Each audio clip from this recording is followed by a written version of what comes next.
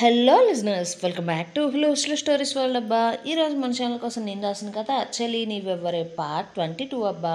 ఈ కథలోని ముందు భాగాలు ఇప్పటి వరకు చూడని వాళ్ళ కోసం కామెంట్స్లో లింక్స్ ఇచ్చానబ్బా. అలాగే మన ఛానల్లో అన్ని కథలకు ప్లేలిస్టులు కూడా ఉన్నాయబ్బా.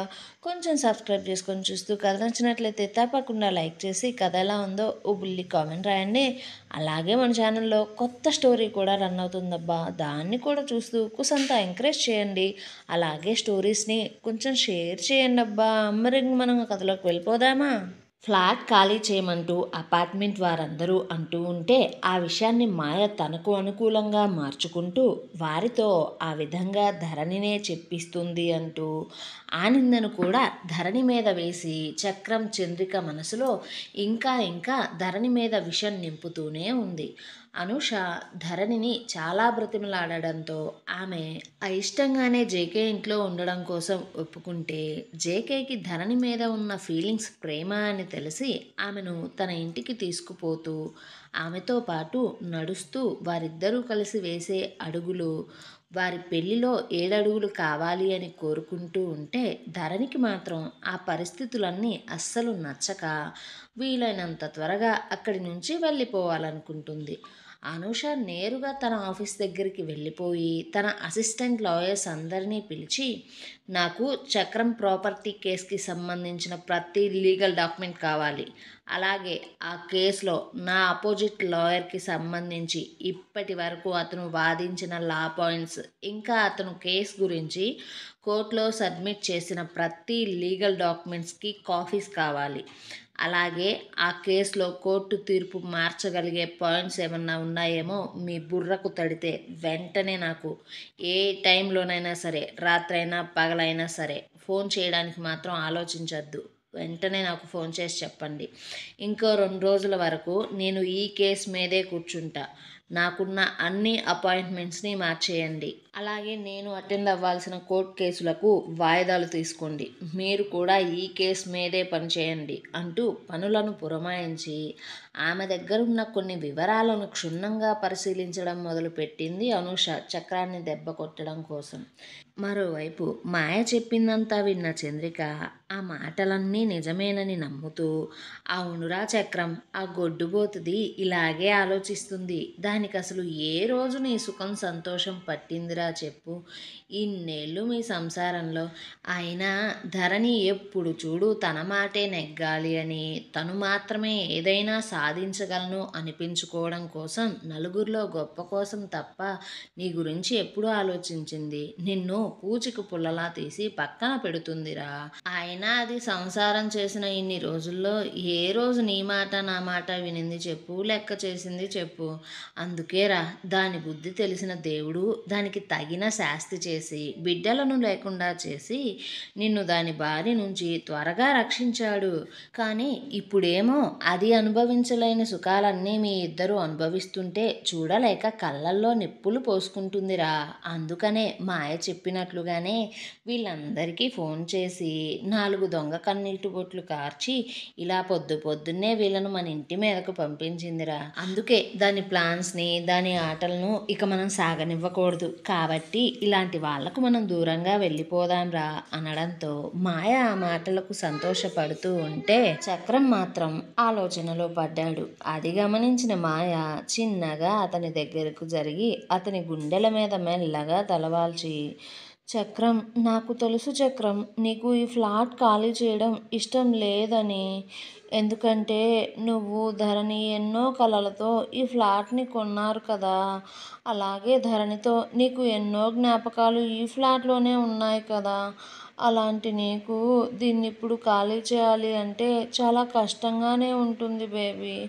ఆ విషయం నాకు బాగా తెలుసు అంటుంటే చక్రం ధరణి అన్నట్లుగానే ఆ ఫ్లాట్లో ధరణితో అతనికి ఉన్న తీపి జ్ఞాపకాలను గుర్తు చేసుకోగానే ఒక్క క్షణం అతని మనసు పొరలలో చిన్న నొప్పి మొదలైంది. ఆమె తన మీద చూపించిన ప్రేమను తెలుసుకోగానే చక్రం మనసంతా భారంగా అయ్యింది. దాంతో ధరణి ఆలోచనలలోనే ఉండి మౌనంగా ఎలాంటి సమాధానం మాయమాటలకు ఇవ్వకుండా ఉంటే, మాయ కావాలనే ఇంకా అతనిని బ్రతిమిలాడుతున్నట్లుగా ఏడుస్తూ మాట్లాడుతూ బాధపడుతుంది. అయితే మాయ ఇంకా అతనితో ఎమోషనల్గా మాట్లాడుతూ బాధపడుతూ కన్నీరు కారుస్తూ ఉంటే, ఆ కన్నీరు అతని గుండెలకు తాకగానే ఆ జ్ఞాపకాల నుంచి బయటికి వచ్చి మాయ పడుతున్న బాధను చూస్తుంటే మాయ చెప్పిన మాటలన్నీ గుర్తుకు వచ్చాయి. అది అంతా కూడా ధరణి పని అని, ఆమె కావాలనే తన మీద కక్ష సాధిస్తుంది అని. దాంతో మళ్ళీ అతను మూర్ఖుడిలా మారిపోతూ, చూడు మాయా, ఇప్పుడు నేను చెప్తున్నా విను. నాకు నా బిడ్డ కన్నా, తన భవిష్యత్ కన్నా ఏది ఎక్కువ కాదు. నా బిడ్డ పెరుగుదల మీద ఎవ్వరి చెడు ప్రభావం కూడా పడకూడదు. అసలు అలా పడడం నాకు ఇష్టం కూడా లేదు. అందుకనే ఇక్కడ నుంచి మనం ఫామ్ హౌస్కే వెళ్ళిపోదాం అంటూ ఆమెతో చెబుతూనే, అతని మనసులో మాత్రం ధరణి, నువ్వు నాతో ఎదురుగా ఉండి పోటీ చేయలేక నా నుండి దూరంగా పారిపోయి ఇప్పుడు ఇలాంటి వంకర పనులను చేస్తున్నావు కదా, ఇంతమందితో నువ్వు నన్ను కావాలనే మాటలు అనిపిస్తున్నావు కదా, అందరి ముందు నన్ను ఇంకా ఇంకా దిగజార్చి ఒక తప్పుడు వాడిలా చూపిస్తున్నావు కదా. అయినా ధరణి, అసలు ఇంకా నీకు నేనేంటో సరిగా అర్థం కాక అనవసరంగా నాతో ఇప్పుడు పెట్టుకుంటున్నావు. కానీ నేను ఇంకా నిన్ను ఎందుకు కావాలి అనుకుంటున్నానో నీకు అసలు తెలియదు కదా. నీ అవసరం నాకుంది. నువ్వు నా ఎదుగుదలకు తప్పకుండా కావాల్సిన ఒక వస్తువు లాంటి దానివి. వస్తువుని ఎవరైనా వాడుకుంటారులే కానీ కోరుకోరు కదా. సో నువ్వు కూడా అంతే నా జీవితంలో. కేవలం అందుకోసం మాత్రమే నేను నిన్ను ఇంకా ఏమీ చేయకుండా ప్రాణాలతో ఉంచా. లేకపోతే నీ ప్రాణం ఆ రోజు సంతకం కోసం నీ దగ్గరికి వచ్చినప్పుడే తీసేవాడిని. అయినా ఇంకా ఏం ఆలస్యం అయిపోలేదులే. నేను నిన్ను వెతుక్కుంటూ నీ దగ్గరికి ఖచ్చితంగా వస్తా. అప్పుడు నీ గతి నా చేతుల్లో ఏమవుతుందో నీకు అస్సలు తెలియదు. ధరణి, నయానో భయానో నిన్ను కొట్టో తిట్టో ఏదో ఒకటి చేసి మళ్ళీ నిన్ను నాకు అనుకూలంగా మార్చుకుంటా అని అతను అనుకుంటూ ఉంటే, మాయ మాత్రం ఆమె ప్లాన్ సక్సెస్ అయినందుకు సంతోషపడుతూ ఉంది. మొత్తానికి వారు ఆ ఫ్లాట్ ఖాళీ చేయాలని నిర్ణయించుకున్నారు.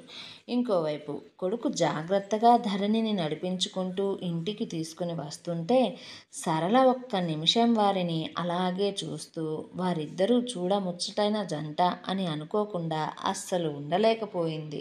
సరళకు ధరణి చూడగానే నచ్చింది.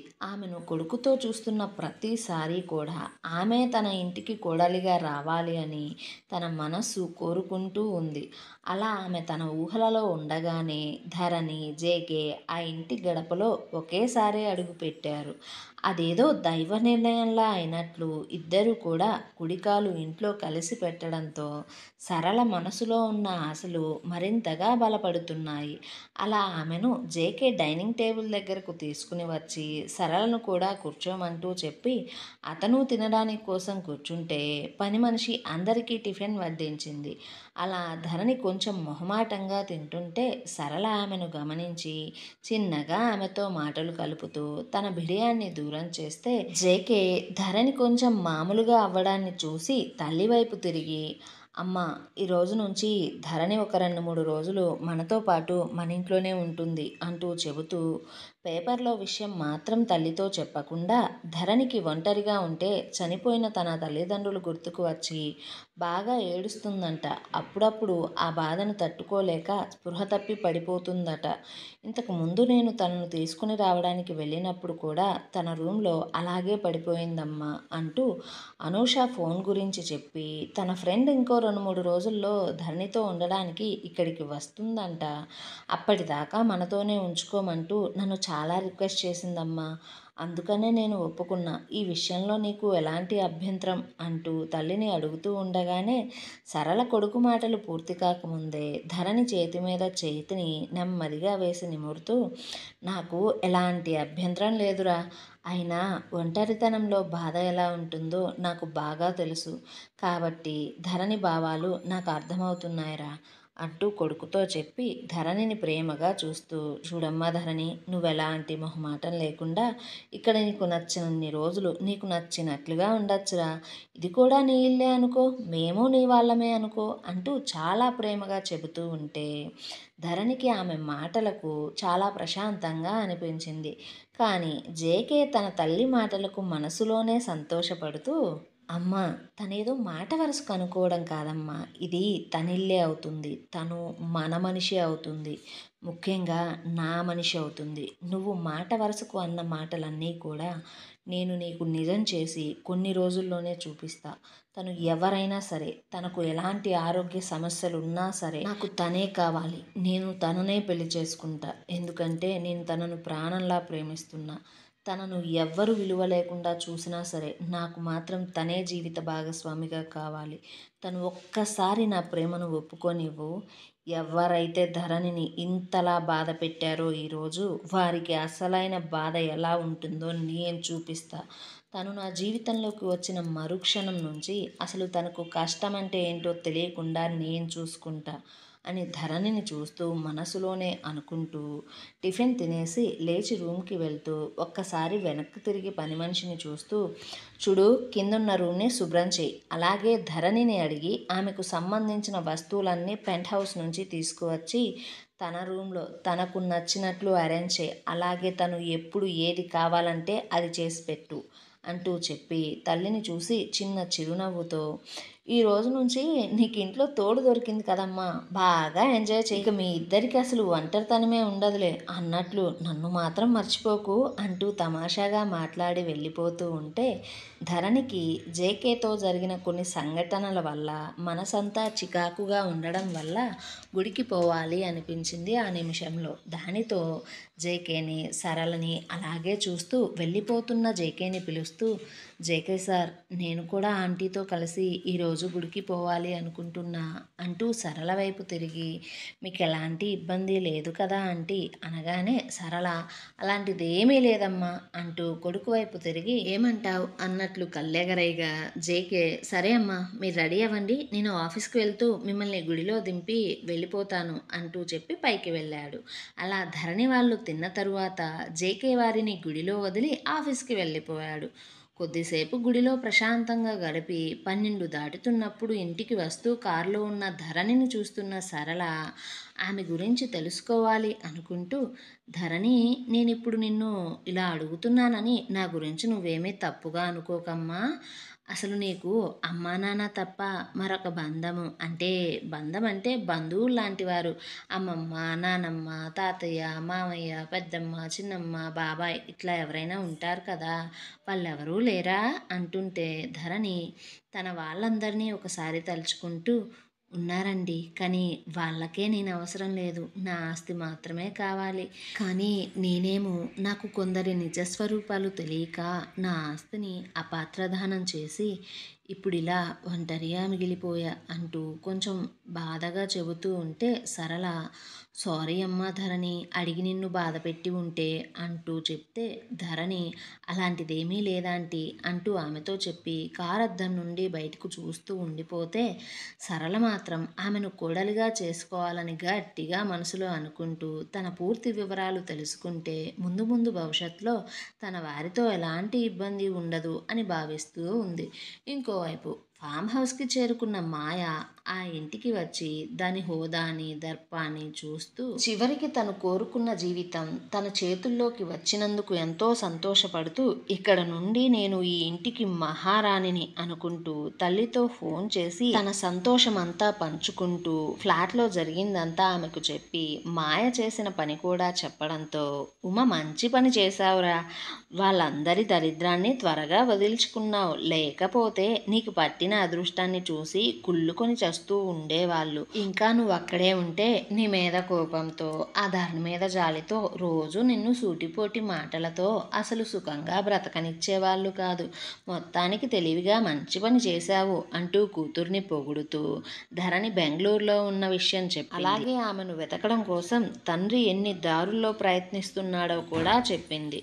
ఇంకోవైపు చక్రానికి ఆ ప్రాజెక్ట్కి సంబంధించిన కంపెనీ వాళ్ళు లాస్ట్ కాల్ చేసి ఇంకో 2 రోజులలో మాకు ఈ ప్లాన్‌ని సబ్మిట్ చేసి టెండర్‌ని మీరు హ్యాండ్ ఓవర్ చేసుకొని టెండర్ కోసం వర్క్ చేయకపోతే ఈ టెండర్ క్యాన్సిల్ అవుతుంది అంటూ ఇప్పటికే మీరు చాలా డిలే చేశారు అని, ఒకవేళ మీరు ఇంకో 2 రోజుల్లో టెండర్ హ్యాండ్ ఓవర్ చేసుకోకపోతే టెండర్ క్యాన్సిల్ చేసుకుంటామని, మీరు డిపాజిట్ చేసిన మనీ కూడా వెనక్కు ఇవ్వము. ఇక ఆ తర్వాత మీ ఇష్టం. అలాగే ఈ డీల్‌లో సెకండ్ నుంచి ఫిఫ్త్ ప్లేస్‌లో ఉన్న వాళ్ళ వరకు వారి కంపెనీస్‌కి ఫోన్ చేసి వాళ్ళతో మళ్ళీ మేము మీటింగ్ అరేంజ్ చేసుకొని వారిలో బెస్ట్‌గా ఎవరుంటారో వారికి డీల్ వెళ్ళేలా చూసుకుంటాం అంటూ చెప్పి ఫోన్ పెట్టేశారు ఆ కంపెనీ వారు. అయితే ఆ కంపెనీ వాళ్ళ ద్వారా సెకండ్ ప్లేస్‌లో ఉంది జేకే కంపెనీ అని తెలుసుకున్న చక్రం ఆ పేరు వినడంతోనే అతనికి ఒక ఐడియా బుర్రకు రావడంతో తన సెక్రటరీకి ఫోన్ చేసి జేకే నెంబర్ తెలుసుకోమని చెప్పడంతో పాటు కుదిరితే